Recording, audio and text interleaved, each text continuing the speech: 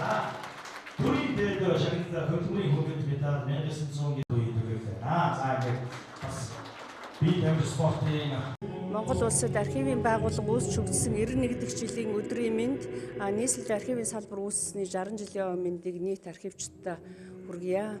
За бид нар энэ жил 60 жилээ тэмдэглэх энэ хүрээнд хамгийн гол нь одоо энэ 60 жилийн хугацаанд энэ архивд одоо хадгалж байгаа баримтууд маань ямар баримтууд байдгийг энэ үүсээ бас дэлгэх ийм зорилго тавилаа. Тухайлбал нийслэлийн хэсэг дарга хамгийн газраас эрхлэн зөвхөн одоо нийслэлийн төвөгтэй холбогдох 3 бот архивын их материалаар эмхтгэл хэвлэн гаргаж байна. За мөн архивчид маань бол энэ одоо ажлын хамгийн гол тулгуур байдаг учраас өнөөдрийн энэ арга хэмжээг ялангуяа одоо Ахмад үеийн архивчид маань бол бас дунд үедээ залуу үедээ энэ тухайн үедээ хийж бүтээж байсан зүйлээ өвлүүлэн үлдээх хэлж ярих, захиж хэлэх зүйл мэдээж их байдаг бах. Тэр болгоныг бид нар бас бусад үед гүйцэтгүүлээд байх боломж бол бас байдаггүй.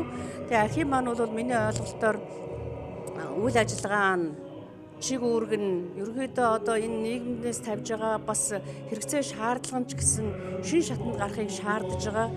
Тэгтэл өмнө үедтэйгээ бид нар бас тийм уламжлалаа авч явахгүй бол мэдээж тодорхой хэмжээнд энэ маань бол учир дутагдaltaй болно. Тийм учраас бол энэ 3 үеийн уулзалтаа зохион байгуулж байна. Энэ тамиртай хавьтууд солилцуулах гэдэг бол энэ хүний бас их сайн ухаан байна. За ингээд 1995 оноос 2005 он хүртэл нийслэлийн боловсролын газрын авиатай энэ сайхан буурлууд ахмадууд маань сууж байгаад бол үнэхээр талархаж байна. Тэргүүний ажилтан архивын ахлах болон